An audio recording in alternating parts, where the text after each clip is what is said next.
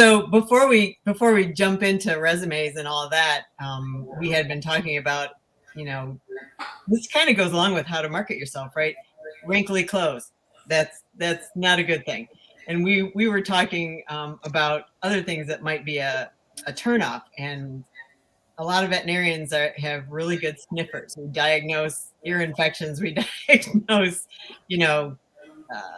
ketones. We diagnose uremia, with our nose.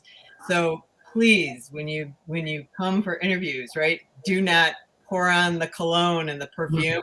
That's a big turnoff. And do the BO check. That's what Catherine's like. Make sure you take a shower before you come for your interviews. That's a big. We were talking about that and laughing about that. So up next, let's kind of do a deeper dive into how to market yourself, and let's talk about resumes, cover letters. What should we do? Yeah. So with the cover letter, so this is a question that I ask our practice owners and veterinarians. I'm like, do you always request or expect a cover letter with a resume? Like I said, I had over 100 responses. Over 80% of them said yes. You need a cover letter with your resume. And I saw some talks in the chat. I hope you guys had this conversation at your tables. It provides this very much personalized emphasis to your resume. It allows you to introduce yourself. If I just read a resume, I'm like, yeah, you can look great on paper, but anybody can do a resume. Anybody can do a resume and look good on paper if they know what they're doing. But when it comes to the finesse of a cover letter, to be able to introduce yourself, to be able to put in the parts and the pieces of the practice, when you go to that practice's webpage or the corporation's webpage, and they have their key ideals, or their key goals, or they have a mission statement, to be able to finesse that into a cover letter means and shows them you took the time to research them. Which means you know what they expect of you and what they're looking for and how to be a good team member for them. That cover letter allows you to list out, all right, this is who I am, this is when I'm graduating, this is what I'm seeking. And then the second part of that can say, these are my goals.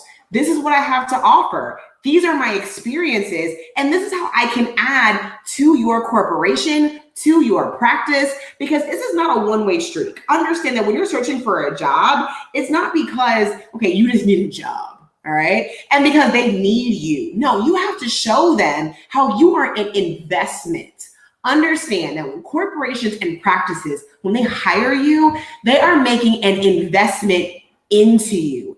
They are saying, we see you, we see what you can bring to our practice, and this is what we want to cultivate. And being able to list that and show that on a cover letter, you can't put that in a resume. There's not enough space. Because remember, resumes are 1 to 2 pages. Right. 1 to 2. It doesn't matter how advanced you are. It doesn't matter where you are in your field or how long you've been there. 1 to 2 pages. Front, back, end. Now, a curriculum vitae, that's going to give you the whole shebang. That's the encyclopedia about Dr. Andrea and Dr. Cheryl. Like, that is going to be the encyclopedia of everything you have ever done in your entire professional realm or life, if you really want to go there. Okay, so understand there's a difference, and being able to share that with a cover letter, you can't get past that. That's your ability to really cater your resume, which may be very generic. It's a way for you to make it specialized to the position that you're seeking. So many students, many veterinarians have had experience doing resumes, even before they got into vet school. Yeah. If they don't have experience, where can they go to get help, to write the most perfect resume they can?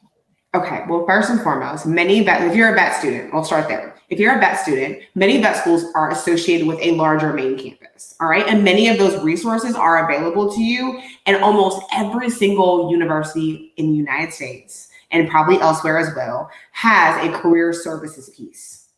Go there. Get the formatting down. Now, I have a little bit of a issue with some career services because they will go and try and tweak your veterinary experience and then change the entire meaning of the sentence. Like I had a couple of students go to our career services and they tweaked how they were talking about blood sampling and CBCs and chemistry analysis and that kind of stuff. And they changed the entire meaning, something that the student had never done ever. And I'm like, yeah, you can't write this.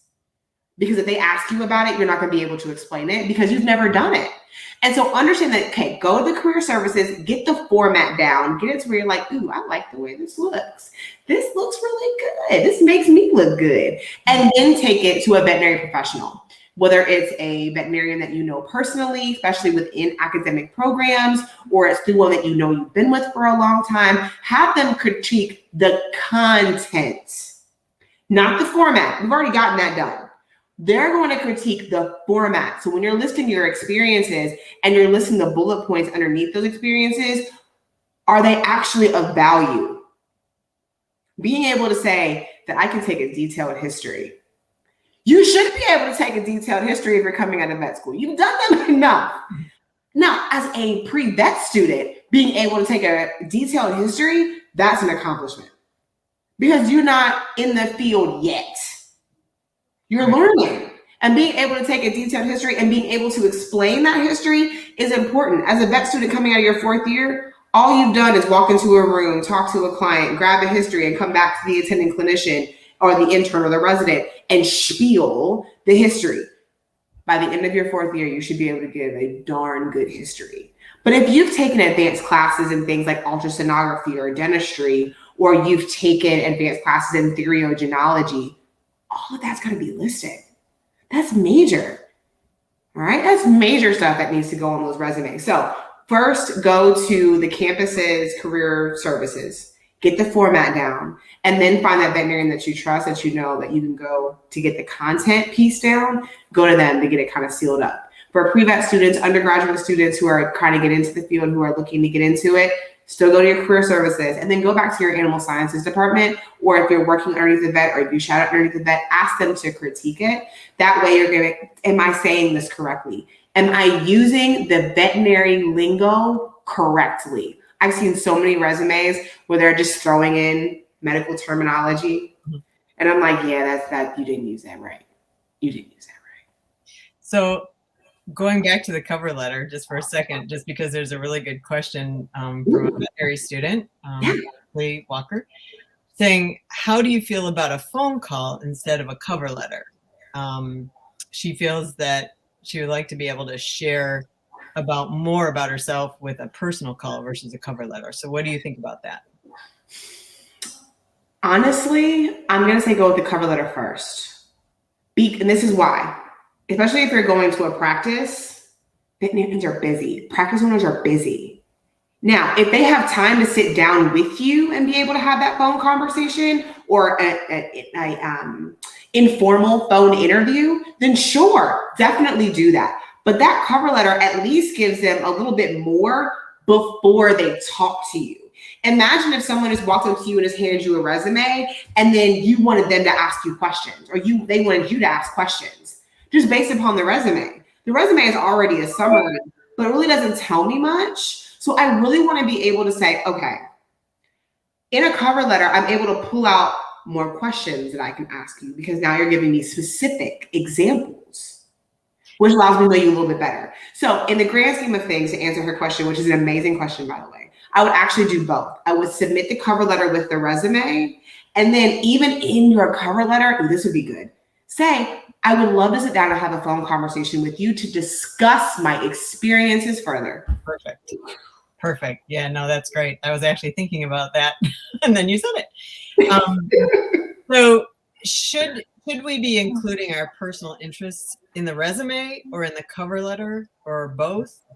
So when we're asking personal interests, are we saying like, I like to kayak? I don't like to kayak, by the way, but like, do you like I think that, yeah, personal, like, I would actually include them in the resume, and you can do that at the end. So you can find several different types of resume formats, and most of them will start with a summary or your contact information and your name. Then they'll go into a summary statement or an objective, and they'll go into education, experiences, awards and honors, scholarships, that kind of stuff. And then at the end, you kind of have this kind of free space where you can put hobbies and interests. And that's good because I'm not a practice owner, but as a veterinarian, I want to know that you have a life outside of veterinary medicine. Like, I want to know that you like to do things, and we may actually be able to say, I like to do that too. We could do that together as a team building activity for our practice.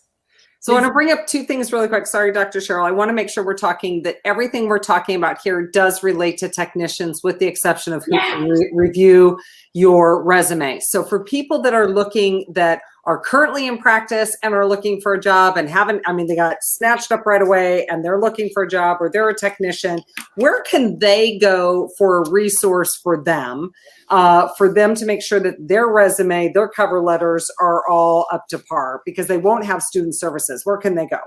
So I want to first apologize to my technicians because I would not be able to do my job without you. All right. So please understand that you are the heroes of this entire deal. Okay. So I want to apologize for not talking directly to my technicians. Charge it to my head and not my heart. We are worthy, right? Technicians have saved me more times than I can count. Okay. So you guys are absolutely amazing. So first, let's start there. Secondly, for technicians, there are so many companies that are actually out there. Now you have to pay for some of them, which is usually one that you don't really like. However, there are many companies that will actually critique your resume.